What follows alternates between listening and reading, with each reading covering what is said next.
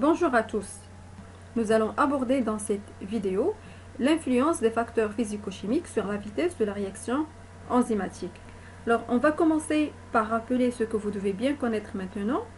C'est que l'association enzyme-substrat nécessaire à la réaction catalytique repose sur des interactions non covalentes qui sont établies entre l'enzyme et le substrat. Eh bien, tous les paramètres pouvant interférer sur l'établissement de ces interactions peuvent donc modifier l'efficacité de l'enzyme. C'est le cas de la température et du pH. Le premier facteur étudié va être l'effet de la température. Alors, si on trace la courbe de la vitesse initiale en fonction de la température, on obtient une courbe dissymétrique passant par une valeur maximale. Donc, cette courbe comprend donc deux parties. Une partie exponentielle, où la vitesse initiale augmente d'une manière exponentielle avec l'augmentation de la température, puis une courbe descendante, où il y a une chute brutale de la vitesse initiale à partir d'une vitesse maximale, ici au sommet de la courbe. On détermine ainsi une température appelée température optimale, où la vitesse initiale de la réaction est maximale. Cette température varie d'une enzyme à une autre. Alors, en se basant sur ce résultat et sur nos connaissances, on peut dire que la température va agir à deux niveaux. Premier niveau, il va agir sur la vitesse de la réaction enzymatique en agissant sur la constante de vitesse K3. Alors, on sait que dans une cinétique de type michaélien, la vitesse initiale est donnée par l'équation VI est égal à Vmax fois la concentration du substrat divisé par Km plus la concentration du substrat. Avec Vmax, c'est la constante de vitesse K3 fois la concentration totale de l'enzyme. Alors, d'après la loi d'Arrhenius, nous avons K3 égal à A0 exponentielle moins EA sur RT. Alors, comme nous avons déjà vu, A0 c'est le facteur de fréquence ou de collision et EA c'est l'énergie d'activation.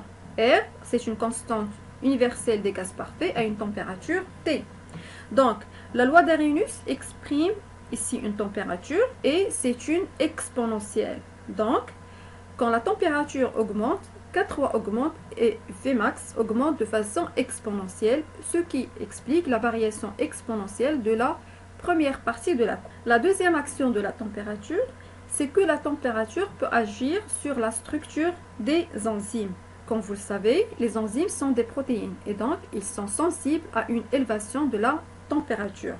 Alors les hautes températures cassent les liaisons hydrogènes et même les liaisons covalentes comme les ponts disulfure, provoquant ainsi une déformation de l'enzyme et de son site actif. Alors la configuration spatiale de l'enzyme et de son site actif étant modifiée, cela empêche l'association enzyme-substrat nécessaire à la réaction catalytique. L'enzyme devient donc inactive. Alors cette propriété explique la deuxième partie de la courbe. En fait, au-delà de la température optimale, l'enzyme perd peu à peu ses fonctions catalytiques jusqu'à devenir totalement dénaturée de façon irréversible. Donc l'augmentation importante de la température entraîne une dénaturation irréversible de l'enzyme. Toutefois, il existe des enzymes thermostables comme la Taq polymérase. Alors sa température optimale elle est de 72 degrés et elle est capable de résister à des températures allant jusqu'à 100 degrés Celsius. L'action du froid par contre permet de diminuer voire d'arrêter le pouvoir catalytique de l'enzyme. Le deuxième facteur qui peut influencer la vitesse de la réaction enzymatique, c'est le pH. Alors, comme pour tout à l'heure, si on trace la courbe vitesse initiale en fonction du pH, on obtient cette fois-ci une courbe symétrique. Une courbe qui est croissante pour certaines valeurs de pH, puis symétriquement décroissante pour d'autres valeurs de pH. Cette courbe passe par un maximum, ici au sommet de la courbe. Vous avez une vitesse initiale qui est maximale et qui correspond à un pH optimal de la réaction enzymatique. Donc, les enzymes sont très sensibles aux variations du pH et fonctionnent sur une gamme limitée de ces derniers. Alors, comme pour la température, le pH agit à deux niveaux. D'abord, sur la structure de l'enzyme. Les enzymes sont des protéines et les protéines sont sensibles au pH. En fait, le pH du milieu change l'état d'ionisation des acides aminés qui constituent les protéines, le site actif de l'enzyme peut être alors affecté. Nous avons déjà vu que le site actif peut contenir plusieurs groupements ionisables qui peuvent être impliqués dans la fixation du substrat et ou dans la catalyse de la réaction enzymatique. Du coup, la reconnaissance enzyme-substrat et même l'activité catalytique qui s'ensuit sont alors très dépendantes du pH. Il existe donc un pH du milieu réactionnel où les charges électriques des radicaux du site actif de l'enzyme seront les plus favorables à la liaison enzyme-substrat qu'on appelle le pH optimum de la réaction enzymatique. Le pH optimum varie beaucoup selon les enzymes, le plus souvent il est voisin de la neutralité. L'action du pH acide ou basique entraîne souvent une dénaturation réversible, mais au pH extrême, la dénaturation il est irréversible. Cependant, certaines enzymes requièrent pour leur fonctionnement des conditions beaucoup plus drastiques. Par exemple, la pepsine, qui est une protéase, qui hydrolyse des liaisons peptidiques au niveau de la cavité gastrique ou règne un pH allant de 2 à 3,5, présente la particularité d'avoir un pH optimal sensiblement égal à 2.